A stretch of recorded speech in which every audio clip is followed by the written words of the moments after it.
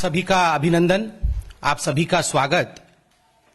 और जब मैं अब अभिनंदन कर रहा हूं आप सभी का, तो याद आता है वो एपिसोड 2019 के फरवरी महीने में, जब विंग कमांडर अभिनंदन उन्होंने अपने शौर्य से किस प्रकार हिंदुस्तान के संप्रभुता की रक्षा की थी और किस प्रकार अभिनंदन जी ने पाकिस्तान को मजा चखाया था और किस प्रकार अभिनंदन जी हिंदुस्तान वापस आए थे। एक हीरोइक वेलकम उनका हुआ था। उससे पहले सर्जिकल स्ट्राइक, एयर स्ट्राइक इत्यादि उन सब विषयों को लेकर कल पाकिस्तान के नेशनल असेंबली का एक महत्वपूर्ण वीडियो पूरे विश्व के सामने आया है। उसी वीडियो को लेकर भारतीय जनता पार्टी के यशस्वी राष्ट्रीय अध्यक्ष माननीय जगत प्रकाश नड्डा जी ने आज एक ट्वीट किया है। वैसे तो आप सभी ने उस ट्वीट को देखा भी है और अपने अपने चैनलों में चलाया भी है, मगर मैं फिर भी एक बार दोबारा उस ट्वीट को पढ़ता हूं। कांग्रेस के शहजादे को भारत की किसी भी चीज पर विश्वास नहीं है, चाहे वह सेना हो, सरकार हो या यहां के लोग हो। वे अपने सबसे भरोसेमंद देश पाकिस्तान की ही सुन ले। उम्मीद है अब उनकी आंखें खुलेंगी।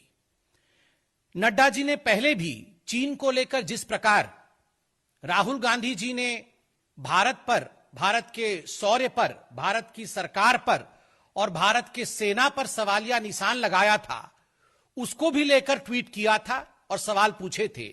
आज पुनः उन्होंने राहुल जी से सवाल पूछा है। मित्रों, आपने देखा है कल सरदार अयाज सादिक, जो कि पाकिस्तान के लीडर ऑफ ऑपोजिशन है, पाकिस्तान मुस्लिम लीग एन के लीडर हैं और नेशनल असेंबली में भाषण देते हुए, कोई साधारण प्लेटफॉर्म नहीं था, पाकिस्तान का सबसे हाईएस्ट प्लेटफॉर्म था नेशनल असेंबली में, भाषण देते हुए जो शब्द उन्होंने कहे हैं वो पूरे विश्व के लिए एक संदेश भेजता है, पूरे विश्व के लिए एक मैसेज है। वो कहते हैं कि जब पार्लियामेंट्री कमेटी की मीटिंग हुई फरवरी 2019 में अभिनंदन जी के रिहाई को लेकर, उस मीटिंग में इमरान खान जी डर के आए ही नहीं, पाकिस्तान के राष्ट्राध्यक्ष डर के उस मीटिंग में नहीं आए, और जो चीफ ऑफ आर्मी स्टाफ हैं, जो उनके आर्मी, पाकिस्तान के चीफ ऑफ आर्मी स्टाफ है कमर बाजवा, उनके पांव कांप रहे थे और उनके माथे पर पसीने थे। पांव कांप रहे थे और माथे पर पसीने थे। यह हालत पाकिस्तान की आर्मी का है, यह हालत पाकिस्तान के चीफ ऑफ आर्मी स्टाफ का है। हिंदुस्तान के नाम से पैर कांपना और सर पर पसीने आ जाना। और तो और उसी मीटिंग में अयाज सादिक कहते हैं कि हमें शाह महमूद कुरैशी, जो फॉरेन मिनिस्टर हैं, जो विदेश मंत्री हैं, उन्होंने डर के हमें इंफॉर्म किया कि जल्दी से अभिनंदन जी को रिहा कर दो, खुदा का वास्ता है, मैं कोट कर रहा हूं, खुदा का वास्ता है, अब इन्हें जाने दो, क्योंकि 9 बजे हिंदुस्तान अटैक करने वाला है। खुदा का वास्ता है, क्योंकि 9 बजे हिंदुस्तान अटैक करने वाला है। आप देखिए मोदी जी के नेतृत्व में किस प्रकार हिंदुस्तान के सेना की, भारत के शौर्य का किस प्रकार वहां पाकिस्तान में खौफ है, डर है। आज 2-3 विषय उठते हैं। पहला विषय उठता है कि हिंदुस्तान के आम जनता को, हिंदुस्तान के निवासियों को कभी शक नहीं था कि India is the best. As far as Indian army is concerned, we are the bravest army in the world. As far as Indian leadership is concerned, as far as Modi ji as our prime minister is concerned, we have clarity and we have decisiveness. Modi ji के अंदर एक clarity है, एक vision है, दूरदर्शिता है, और भारत को आगे कैसे बढ़ाना है, आतंकवाद को कैसे रोकना है, पाकिस्तान से कैसे निपटना है, विस्तारवादी शक्तियों से किस प्रकार से पेश आना है, इन सब विषयों को लेकर मोदी जी में एक क्लैरिटी है, एक दूरदर्शिता है। वहीं भारत में दुख का विषय है कि एक ऐसा विपक्ष है और एक ऐसा नेता है जिसे आदरणीय नड्डा जी ने शहजादे के नाम से पुकारा है। एक ऐसा शहजादा है जो कभी कभी हिंदुस्तान का शहजादा कम और पाकिस्तान का शहजादा ज्यादा नजर आता है। और मैं ये मजाक में नहीं कह रहा, वो पाकिस्तान का शहजादा ज्यादा क्यों नजर आता है उसके पीछे भी तथ्य हैं। सर्जिकल स्ट्राइक हिंदुस्तान करता है, पाकिस्तान के छक्के छूट जाते हैं और शहजादा जो है वो सवालिया निशान हिंदुस्तान की आर्मी के ऊपर, हिंदुस्तान के आर्मी के प्रेस कॉन्फ्रेंस के ऊपर लगाता है। और जो फ्रेज शहजादा इस्तेमाल करता है वो फ्रेज, वो मुहावरा है खून की दलाली। मतलब सर्जिकल स्ट्राइक खून की दलाली थी, शर्मनाक है। एयर स्ट्राइक होता है, एयर स्ट्राइक के बाद शहजादे कहते हैं कुछ नहीं हुआ है, मोदी जी ने कुछ नहीं किया है। सेना के ऊपर शहजादे के लोग इस प्रकार की टिप्पणी करते हैं सेना के अध्यक्ष के ऊपर कि ये सड़क के गुंडे हैं। एक तरफ हमारे सेना के अध्यक्ष को देखिए, हमारे सीडीएस को देखिए, उनके शौर्य को देखिए। उन्होंने बार बार कहा है कि हिंदुस्तान हर फ्रंट में जवाब देने के लिए तैयार है और हमेशा हम मुंह तोड़ जवाब दे सकते हैं और दिया भी है। और दूसरी तरफ उनके chief of army staff, Pakistan के चीफ ऑफ आर्मी स्टाफ को देखिए, पैर कांप रहे हैं, पसीने छूट रहे हैं। और राहुल जी, आप पैर कांपने वालों के साथ क्यों हैं? पसीने छूटने वालों के साथ क्यों हैं? आप उनके साथ क्यों नहीं हैं जिनके पांव जमे हुए हैं, जिनका पसीना निकलता नहीं, जो पसीना छुटवाते हैं? आप वैसे हिंदुस्तान की आर्मी के साथ क्यों नहीं है? मणिशंकर अय्यर को भेजा था, इस शहजादे ने मणिशंकर अय्यर को भेजा था पाकिस्तान में। पाकिस्तान में जाकर मणिशंकर अय्यर ने कहा था अब तो मोदी की सरकार को गिराना होगा। आज मैं शहजादे से कहता हूं, आज नड्डा जी ने शहजादे से पूछा है अब तो आपकी आंखें खुली होंगी शहजादे, अब देख लीजिए वो क्या हमारी सरकार गिराएंगे। वो तो खुद गिरे पड़े हैं, वो तो खुद गिरे पड़े हैं, वो कैसे गिराएंगे। सलमान खुर्शीद शहजादे के राइट हैंड है, गांधी परिवार के खास मित्र हैं। सलमान खुर्शीद जाके पाकिस्तान में शहजादे के इशारे पर कह रहे थे कि देखिए इंडिया तो पीस नहीं चाहती, मोदी जी पीस नहीं चाहते हैं, मगर पाकिस्तान वांट्स पीस।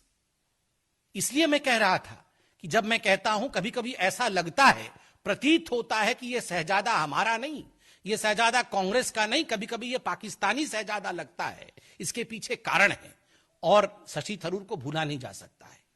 अभी चंद दिनों पहले बिहार के चुनाव आरंभ हुए तो रैली संबोधित कर रहे थे शशि थरूर जी, वर्चुअल रैली लाहौर में रैली संबोधित करते हुए, वहां पर भाषण देते हुए भारत को लेकर कंप्लेंट कर रहे थे और कह रहे थे भारत अपने मुसलमान भाइयों के साथ अत्याचार करता है, भारत कोविड को मैनेज नहीं कर पाया, भारत अपने उत्तर पूर्वी नॉर्थ ईस्ट बंधुओं के साथ अत्याचार कर रहा है, उनके साथ डिस्क्रिमिनेशन कर रहा है। पाकिस्तान में कंप्लेंट कर रहे थे। शशि थरूर जी, आप तो वो व्यक्ति हैं जो हमें हिंदू पाकिस्तान, हिंदू तालिबान और इत्यादि कहते हुए पाकिस्तान से कंपेयर करते हो। आप देख रहे हैं जिस पर आपके शहजादे का सबसे अधिक भरोसा था, इमरान खान, कमर बाजवा, शाह महमूद कुरैशी, वो सब थरथरा रहे हैं, पसीने निकल रहे हैं, पांव जमीन पर टिक नहीं पा रहे हैं। और बंधुगण, नवजोत सिंह सिद्धू को कैसे भूल जाएं? हमने कहा था मत जाओ मत जाओ मत जाओ, फिर भी जबरन गए थे और कह रहे थे बाजवा जी से गले मिलके, जीवे जीवे मेरा यार बाजवा, मेरा प्यार बाजवा, मेरा सब कुछ बाजवा। ये सब ऐसे ही कह रहे थे, ये सब शहजादे के कहने पर कह रहे थे। सिद्धू जी, क्या हुआ आपके यार और प्यार बाजवा का? पैर थरथरा रहा है आपके यार का, पसीने छूटे हुए हैं आपके यार के। कांग्रेस पार्टी आपका यार और किसी काम का नहीं है। और ये जो जीवे जीवे पाकिस्तान, जीवे जीवे मेरा यार, इस प्रकार के आप वहां आलाप प्रलाप कर रहे थे, आप देखिए आज पाकिस्तान की क्या हालत है। मुझे दुख के साथ कहना पड़ रहा है राहुल जी कि जिन विषयों पे कोई प्रेस कॉन्फ्रेंस नहीं होना चाहिए, जिन विषयों पे देश एक मत होना चाहिए, देश में एक पेज पे हम खड़े होने चाहिए, उन विषयों को आपने डिवीजन का विषय बनाया। आपने अभी विस्तारवादी ताकतों को लेकर जिस प्रकार से हिंदुस्तान के प्रधानमंत्री को डरा हुआ, छुपा हुआ और यहां तक कि आपने कायर भी बता दिया, आज शहजादे आपको जगत प्रकाश नड्डा जी ने उचित जवाब दिया है और नड्डा जी ने पूछा है आपसे कि कायर कौन है, कौन है कायर और हिम्मत वाला कौन है। बंधुगण, सिर्फ इतना ही नहीं, मैं क्यों कहता हूं राहुल जी को जवाब देना होगा, मैं क्यों कहता हूं और नड्डा जी ने क्यों कहा शहजादे की आंखें खुलनी चाहिए। याद करिए अनुच्छेद 370 को लेकर किस प्रकार की राजनीति हो रही थी। अनुच्छेद 370 को लेकर जब आदरणीय अमित शाह जी ने पार्लियामेंट के पटल पर इस विषय पर डिबेट आरंभ ही किया था, तभी राहुल जी और सोनिया जी के इशारे पर तुरंत अधीर रंजन चौधरी खड़े हो गए और अधीर रंजन चौधरी जी ने तुरंत कहा कि क्या आपने इस विषय में सहमति ली है, क्योंकि अनुच्छेद 370 तो द्विपक्षीय विषय है। Article 370 is a bilateral issue, so ये इंडियन पार्लियामेंट अकेले इसमें निर्णय कैसे ले सकती है। तो आप बताइए, आप देखिए अधीर रंजन चौधरी जी, ये है इंडिया की शक्ति। आप इसे द्विपक्षीय बता रहे थे और अनुच्छेद 370 को लेकर राहुल गांधी पार्लियामेंट के बाहर खड़े होकर कह रहे थे कि हजारों लोगों की मृत्यु हो गई जम्मू कश्मीर में, और राहुल गांधी के इसी बयान का फायदा उठाते हुए उनके अजीज इमरान खान ने डोजियर दिया था संयुक्त राष्ट्र में कि देखो ये हमारा राहुल गांधी क्या बोल रहा है। हमारे राहुल गांधी बोल रहे हैं हजारों लोगों की मृत्यु हो गई है जम्मू कश्मीर में। तो राहुल और इमरान और उनके शहजादे जिस प्रकार से एक कोएलिशन में चल रहे थे, आज राहुल जी क्यों एक ट्वीट नहीं आया? मैंने देखा नहीं है राहुल जी, हो सकता है ट्वीट किया है क्या?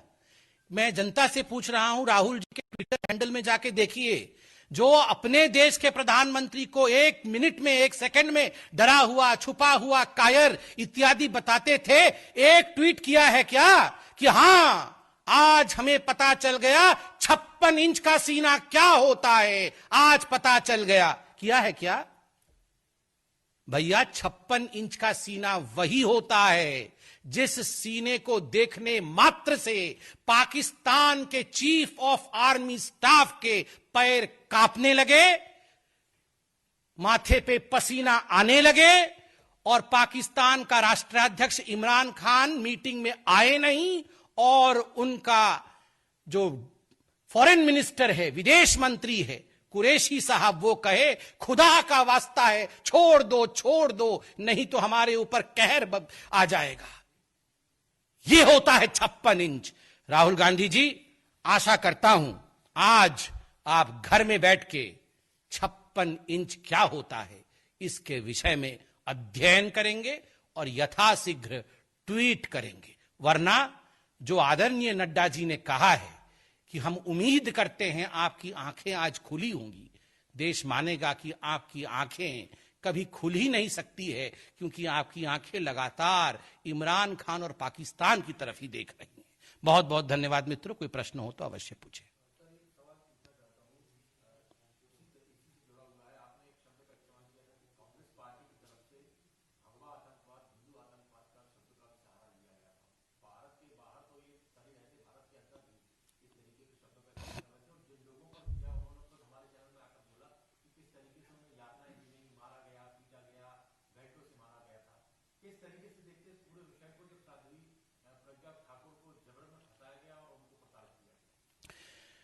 देखिए, जहां तक हिंदुओं के ऊपर अत्याचार और हिंदुओं का विरोध करने का विषय है, इसमें कोई दो मत नहीं है कि कांग्रेस पार्टी ने 70 वर्षों में जिस प्रकार सेक्युलरिज्म के पीछे छुपते हुए तुष्टीकरण की राजनीति को आगे बढ़ाया है, उसी का नतीजा आज कांग्रेस पार्टी भुगत रही है।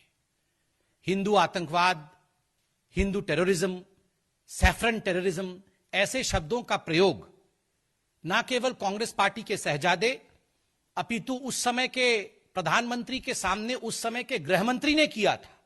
तो कहीं ना कहीं इन शब्दों को मेन स्ट्रीम करके हिंदुओं को आतंकित करने का प्रयास किया जा रहा था कांग्रेस पार्टी द्वारा, हिंदुओं को बदनाम करने का प्रयास किया जा रहा था। किंतु आज पूरा विश्व जानता है कांग्रेस पार्टी की सच्चाई को। धन्यवाद।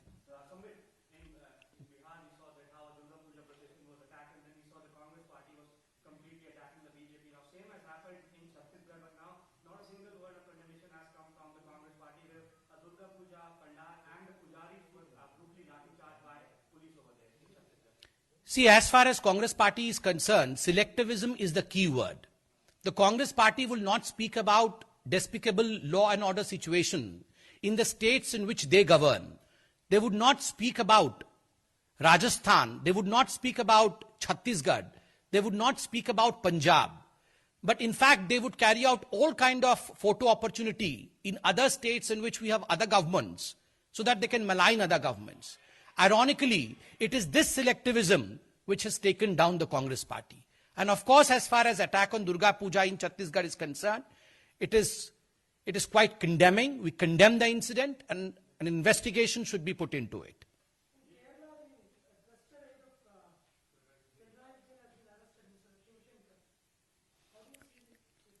See, as far as the gold scam in Kerala is concerned, there is no doubt that is one of the most important scams of the recent times.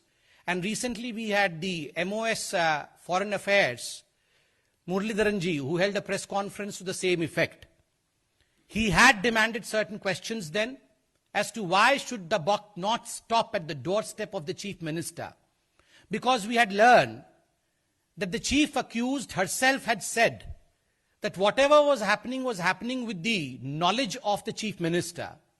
The chief minister knew that she was appointed in the IT park. The chief minister knew that in fact she was in the consulate. So when the chief minister knows all, and one of the closest aide of the chief minister, the principal secretary of the chief minister is arrested, this is no small thing. This only implies that the buck stops at your door, and in fact the chief minister should resign. I'll just take his, yes sir.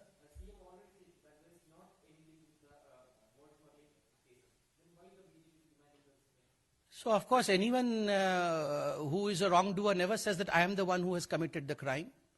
Investigation is on, NIA is looking after it. It is not just gold scam. Money funding terrorism, etc. is also linked with it. That's what the NIA has said. It has serious ramifications and we have to wait for the report. But since the principal secretary is also arrested now, it's not a small affair anymore.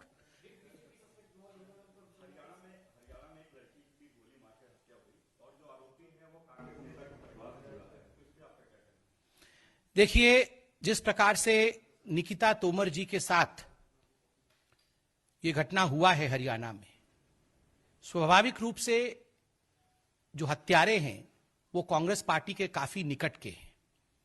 उनके चाचा, उनके भाई इत्यादि सभी Congress party में हैं. तो ये सवाल कांग्रेस पार्टी से ही उठता है कि वो अपने विधायक को सस्पेंड क्यों नहीं करते. जो अभी सिलेक्टिविज्म की हम बात कर रहे थे, वो विषय बहुत महत्वपूर्ण है. बहुत बहुत धन्यवाद बंधुओं.